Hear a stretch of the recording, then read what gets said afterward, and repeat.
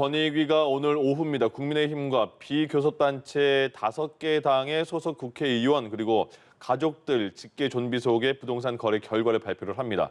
자, 그리고 이준석 대표가 민주당 못지않은 강력한 조치를 하겠다 이렇게 예고를 했기 때문에 결과에 따라서는 파장도 클 것으로 예상이 됩니다. 한편 미국 정부가 한국을 포함한 해외 미군 기지에 아프가니스탄 피난민을 수용하는 방안을 검토 중이라는 외신 보도에 정치권의 반응은 엇갈리고 있는데요. 관련 내용을 포함한 정치권 이슈들 조기현 전 민주당 법률위 부위원장, 윤기찬 전 국민의힘 법률위 부위원장과 함께 짚어보도록 하겠습니다. 네, 어서 오십시오. 안녕하십니까? 예, 안녕하세요. 이번 대선의 큰 의제 중에 하나도 역시 부동산 문제인 것 같은데요. 오늘 오후 4시쯤에 권익위가 국민의힘을 포함해서 5개 당, 비교섭단체 5개 추가로요. 정의당, 국민의당, 열린민주당, 기본소득당, 시대정신 이렇게 이 당들의 배우자 직계존비속 부동산 결과를 발표합니다. 어떤 파장이 예상이 될까요? 글쎄요, 최근에 이제 대선 국면이 되면서 자칫 이슈에서는 좀 이렇게 물러나 있는 것처럼 보이기는 하지만 여전히 그 부동산 관련돼서 고위공직자라든가 국회의원들, 정치인들의 투기 의혹에 대해서는 국민들께서 뭐 엄격히 검증하고 책임이 있다면 일벌 백계하라는 요구는 분명히 뭐 존재하고 있기 때문에 오늘 뭐 발표해서 실제 이제 투기 의혹이 있는 조사 결과가 발표가 된다고 하면 뭐 그게 국민의힘이냐 아니면 뭐 과거에 전에 민주당이나 이 관계없이 뭐 그에 대한 파장은 클 것으로 보고요. 이 사건이 이제 3월달에 이제 민주당에서 국회의원 전수조사를 제안을 하고 또 당이 민주당이 먼저 이제 전수조사에 응해서 6월 7일날 발표가 있었고 그때 12명의 민주당 관련 의원들이 관련 의혹이 있다고 해서 이미 조치가 있었습니다. 그때 파장이 상당했었는데요. 조치가 어느 정도 이루어지고 있고 아마 오늘 대응을 좀 이제 지켜보고 있습니다. 어느 정도의 실제 의혹이 있는 의원들이 나올지 그거에 대해서 국민의힘의 어떤 대응을 할지에 대해서 국민들도 관심 있게 지켜볼 것으로 보입니다. 민주당 조치에 대해서는 제가 언급 안 하겠습니다. 왜냐하면 윤기찬 부위원장님이 말씀해 주실 것 같아가지고 지금 일단 기사를 보면 한 국민의힘 10명 정도가 권익위에서 소명자를 제출하라 이렇게 얘기를 들었다고 나오고 있거든요. 그러면 그 정도 안팎은 되지 않을까라는 예상을 할 수 있을 것 같은데 어떻게 예상하세요? 민주당보다 더 많지는 않을 것 같아요. 민주당이 12분이 16건이었거든요. 그러니까 한 분이 좀 몇 건 있어서 12분이 16건 있었기 때문에 국민의힘은 그보다는 적지 않을까라고 기대입니다. 기대를 하고요. 일단 민주당의 경우에는 사실 그 당시에 명의신탁, 부동산 명의신탁 유형을 보면 그리고 직무정보 이용해서 부동산 거래 그리고 이제 농지법 위반 이렇게 세 유형이었어요. 근데 그 당시에 이제 사실 탈당 권유를 했는데 12분에 대해서 비례대표 2명은 이제 나가셨고 5분이 탈당계를 냈지만 아직까지는 수리가 안 되고 있는 상태로 알고 있어요. 그러니까 아직 진행은 안 되고 있는 거고 그 민주당의 조치에 대해서 저희가 뭐 너무 약하다라고 평가를 하지 않습니다. 왜냐하면 그게 직무정보 이용으로 해서 만약 부동산 거래를 했다 그러면 그건 투기잖아요. 그 부분은 분명히 문제가 있어요. 나머지는 사정을 감안해야 된다고 생각을 했고 더군다나 우상호 의원이나 서영석 의원 등은 또 양이원영 의원이신가요?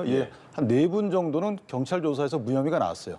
물론 우상호 의원은 불입건된 이유가 혐의가 없어서가 아니고 사실은 그분은 공소시효가 만료됐기 때문이에요. 그러니까 본인이 밝히는 거 약간 다르거든요. 어쨌든 경찰 단계에서 무혐의 나온 의원들이 있기 때문에 권익위원회 행정조사만으로다 수사권이 없는 권익위원회 행정조사의 결과만으로 의원들을 징계하는 것은 사실은 조금 문제가 있어요. 그래서 이 부분 살펴봐야 되는 거고 국민의힘에 대한 권익위 발표에 우리가 주안점을 보고 봐야 될 것은 첫 번째는 아까 말씀드린 대로 직무정보 이용을 해서 부동산 거래를 했느냐 이 부분을 봐야 되는 것이고요. 두 번째는 이 공직윤리법상의 고지 거부 대상자가 있거든요.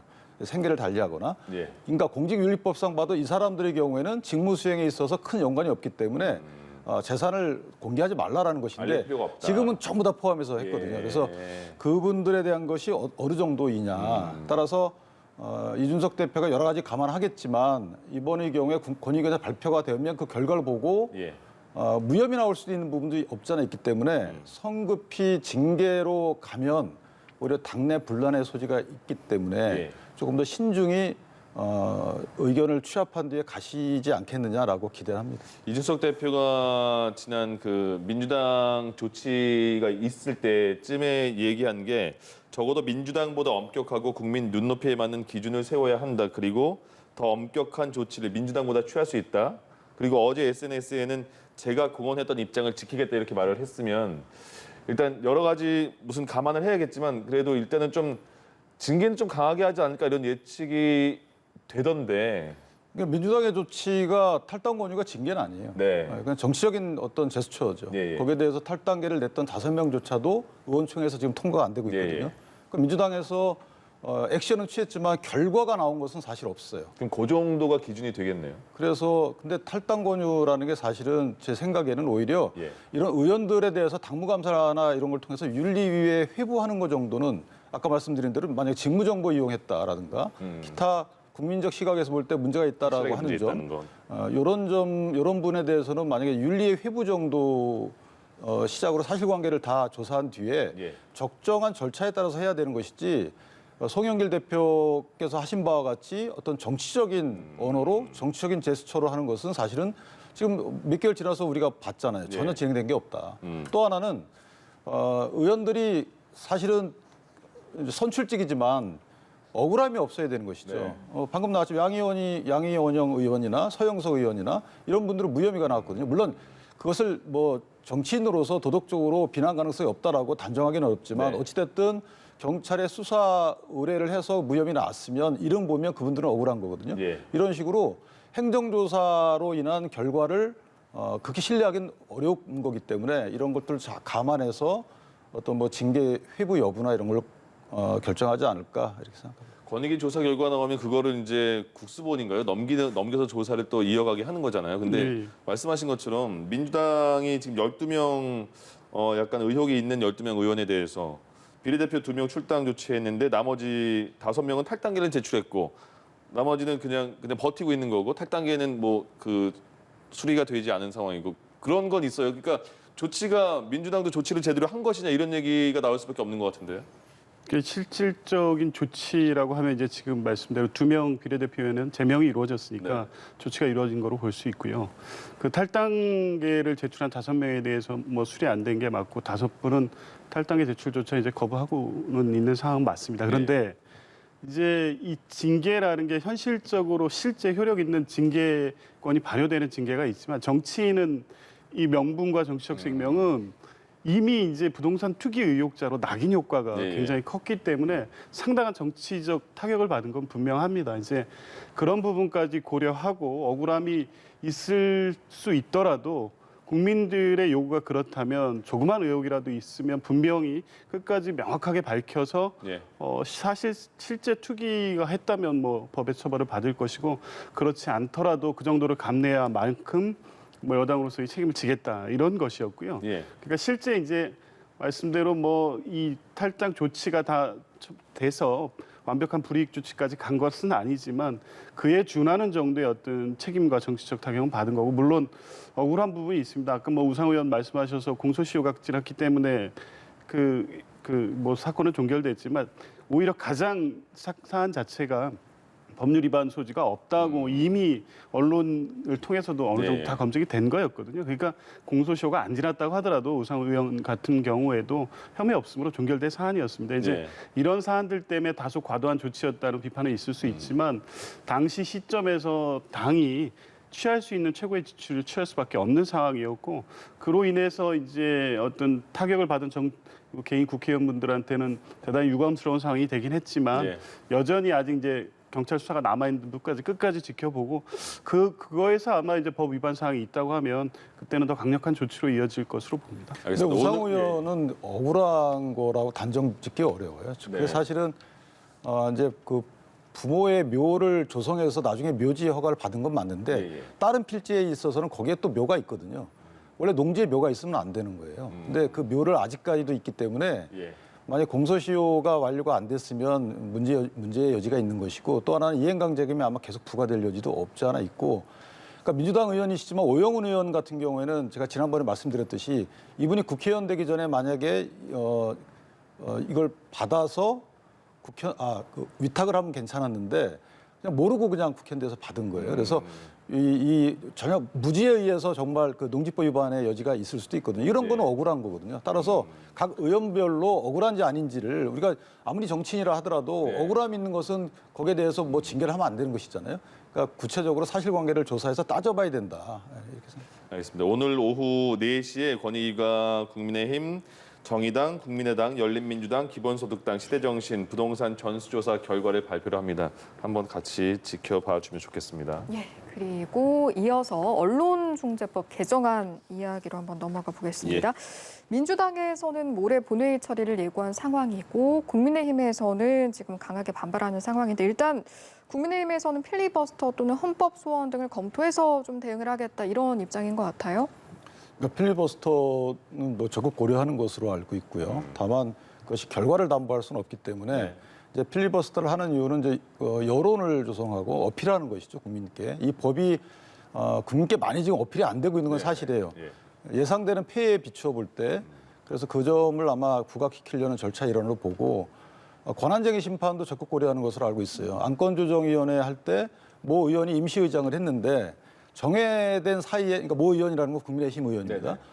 임시의장을 제껴놓고 새로 의장을 선출해서 진행을 했단 말이에요. 통과시켰어요. 이것이 과연 그 임시의장의 권한을 침해한 것이냐에 대해서 권한쟁의 심판을 적극 고려하는 것으로 알고 있고, 물론 이후에 이 법이 통과된 이후에는 여러 가지 구체적인 사실관계가 밝혀지면 그에 따라서 뭐 위헌법률 심판 내지 헌법소원이 제기되겠지만 문제는 뭐냐면 이 법의 목적이 뭐냐예요. 이 법이 지금 민주당에서는 국민의 어떤 피해를 구제한다는 건데 구제라는 것은 사후에 맞춰진 개념이거든요. 어떤 일이 벌어진 다음에 그것을 구제하는 거예요. 그리고 구제라는 것은 정당한 보상이면 되는 거예요. 그러니까 손해가 발생을 하면 그 손해 발생한 만큼만 보상하면 되는 것인데 이건 징벌적 손해배상이 5배거든요. 이것은 사실은 손해배상이라기보다는 이것은 징벌, 그러니까 형벌입니다. 근데 거기에 구성된 여러 가지 뭐 추정 요건들을 보면 너무 불명확한 것이고 또 하나는 이게 일반 예방적 효과를 기대한다는 것이죠. 이것은 예방한다는 거예요. 예방하기 위해서 법을 만든다는 것인데 그 예방 목적이 모든 형법 규정에 들어있지만 이와 같이 강력하게 사전 예방적 성격을 갖고 있는 법은 드물다. 예를 들면 뭐 민주당에 의한 또는 그 권력기관에 의한 사전 검열에 해당하지 않는다 하더라도 심리적 사전 검열이 되는 것이고요. 두 번째는 언론 사주와 언론 회사라는 것과 기자들의 기사 또는 편집권과의 갈등 관계가 생긴다는 것이죠. 언론 사주가 검열을 할 수밖에 없는 구조가 되는 것이에요. 피해를 입지 않으려면. 따라서 정부 입장에서 보면 관에 의한 검열은 되지 않는다 하더라도 그래서 언론 사주, 언론에 의한, 언론 회사에 의한 편집권 내지 기사들의 기사 그 작성권 이런 것들을 사전 검열하는 효과가 있기 때문에 저는 이것은 상당히 좀 민주주의 하에서는 있을 수 없는 법이다 이렇게 생각을 합니다. 이에 대한 민주당의 입장은 어떤지 궁금한데 실제로 이번 개정안이 내년 대선 후보 검증을 좀 위축시킬 수 있지 않을까 이런 우려도 일각에서는 있는 것 같아요. 일단 시점상으로 시기적으로 이 시행일 자체가 공포일로부터 6개월이기 때문에 실제 대선 기간을 도구할 가능성이 있습니다. 물론 이 논의 자체가 지금 진행되고 있어서 당장에 어떤 적용되거나 언론에 효과를 줄 수 있다는 우려가 있을 수 있지만 실제 이제 이 법에 의해서 손해배상 소송이 제기되거나 하는 건 대선 이후이기 때문에 그 이전에 대선에 영향을 미치기 위해서 이 법률안을 뭐 추진하고 있다. 이거는 좀 과도한 해석이라고 보여지고요.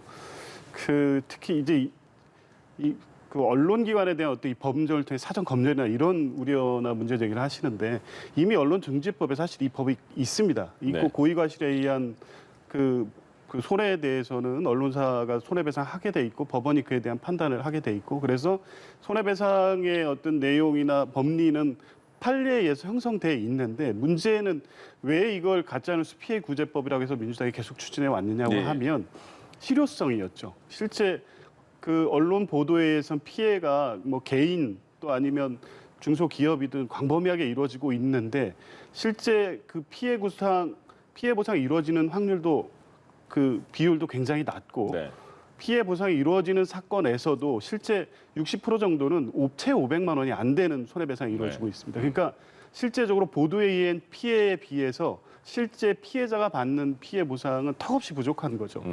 어떤 한 개인은 그 명예가 아니라 실제 경제적으로나 어떤 모든 면에서 삶 자체가 파괴되거나 예. 회사가 파산되는 상황까지 가는 경우가 이 잘못된 보도에 의한 결과 많이 이어지고 있었는데 이런 부분 때문에 잘못된 허위 정보라든가 가짜 뉴스에 대한 피해 구제의 실효성을 높여야 된다는 의미에서 이게 처음부터 제의가 됐고 지금까지 온 것이지 예. 권력기관의 힘을 가지고 언론을 통제한다거나 정치의 영향력을 정치의 어떤 보도의 어떤 제한을 두어서 사전 검열하게 해서 정치권에 유리한 결과를 초래하기 위해서 추진된 법률이 아니라는 부분은 좀 분명히 해야 될 필요가 있습니다. 25일 날 국회 본회의가 열리고 국민의힘은 아까 말씀드린 필리버스터까지 고려하고 있고 민주당은 통과시키려고 하고 있습니다. 윤석열 전 총장도 어제 기자회견을 열었습니다. 이 언론중재법에 대해서 강력 대응을 시사를 했거든요. 한번 보시죠. 이 법이 시행된다면 기자들은 모든 의혹을 스스로 입증할 때까지 보도하지 못함으로써 권력 비리는 은폐되고 독버섯처럼 자라날 것입니다. 군사정부 시절의 정보부 보안사의 사전 검열이나 마찬가지입니다. 언론중재법 개정안의 추진을 당장 중단시키시기 바랍니다. 과도한 이 징벌적 배상이라든가 또 사전 차단이라든가 이런 것들은 우리 헌법 가치를 심각하게 훼손시키는 것이기 때문에 차원이 다른 문제라고 저는 생각하고 있습니다. 그거는 이 법이 만들어지기 전에 기존의 법에 따라서 저희가 한 것이고 계속 진행을 할 건 해야죠. 네, 첫 번째 장면은 윤석열 전 총장이 어제 그 중재법에 대해서 강력히 비난한 거고 두 번째는 기자가 물었습니다. 본인의 그 부인 김건희 씨에 대해서 윤석열 전 총장이 고발을 했거든요. 사생활을 보도한 유튜브 관계자, 기자 이렇게 10명을 형사 고발을 했는데 그거랑 좀 모순된 상황 아니냐 그랬더니 그거는 법 시행 전이고 그것도 뭐 다른 상황이어서 계속해서 소송은 이어가겠다 이런 취지의 말을 했습니다. 윤석열 전 총장의 어제 입장 표명은 어떻게 보셨어요? 그러니까 권리, 예를 들어 명예훼손 등을 침해받은 분들은 기존의 법령에 따라서도 얼마든지 그 법적으로 본인 권리를 행사할 수 있어요. 네. 그리고 열림공감 TV 같은 경우에는 이 해당 지금 개정법도 적용이 안 됩니다. 유튜버들은 원래 가짜뉴스는 유튜버들을 대상으로 해서 입법 논의가 시작이 됐는데 예. 막상 입법이 완결될 즈음에는 유튜버는 또 빠졌어요. 예. 그러니까 이게 전혀 상관이 없는 것이고 그렇다고 해서 일반 국민들 또는 정치인들이 본인들이 어떤 명예훼손이나 기타 뭐 주거침해 이런 거 있는데 문제 제기를 하지 않으라 뭐 이런 건 아니잖아요. 네. 저 부분은 과도하다는 거고요. 뭐 어떤 분이 어떤 녹취록에서 했던 얘기처럼 이게 기자분들의 표현의 자유라는 개념도 중요하지만 더욱더 중요한 것은 국민들의 알 권리거든요. 언론의 네. 기능이라는 것이.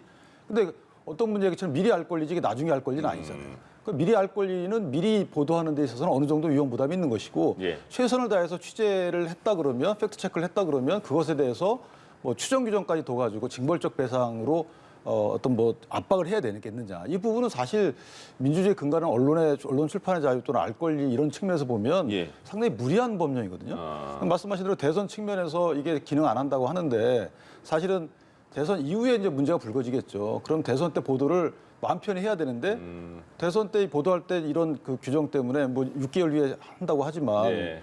마음 놓고 그 취재 활동을 통한 기사 송구를 못하는 꼴이 되는 거라서 네. 저는 민주당에서도 이 부분은 많은 부분을 수정해야 된다고 봅니다. 민주당에서는 일단 계속 25일 날 통과시키려는 의지까지 갖고 있는 상황에서는 이 법이 정말 필요하다는 입장이잖아요. 예. 그럼 좀 들으시는 분들이 좀 쉽게 이게 부분이 많이 관심이 일반 국민에게 있을까라는 생각도 들고 많은 부분을 모르시는 분도 계시니까 좀 쉽게 이 법이 어떤 것 때문에 필요하다는 거를 확실히 말씀해 주시면 더 판단하기가 좋을 것 같습니다.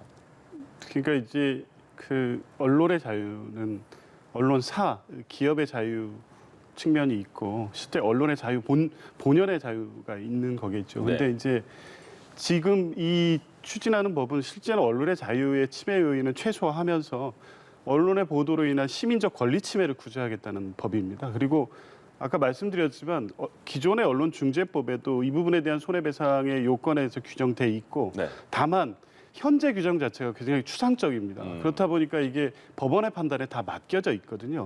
그러니까 통상 법원에서 판단할 때도 형성된 판례에서 어떻게 판결을 하냐면 다른 어떤 손해배상 소송에 비해서 현저하게 낮은 그 손해배상액을 결정하는 것이 굳어져 왔습니다. 네. 그게 이제 기준이 되어버린 거죠. 그러니까 실제 피해에 비해서 언론이라는 기관이 갖는 또 사회적 영향력이나 힘도 크다 보니까 실제 개인이 받는 피해가 너무 작고 이제 그 부분을 실효적으로 다시 개선할 필요가 있었던 것이고요. 그래서 이제 뭐 언론 단체도 그 야권에서도 비판이 있을 수 있다고 봅니다. 실제 이제 언론 보도와 관련돼서 어떤 뭐 이 법률로서 규정하는 것 자체가 뭐 보도의 언론의 자유를 축소시킬 수 있다는 우려가 제기될 수 있다고 보고요.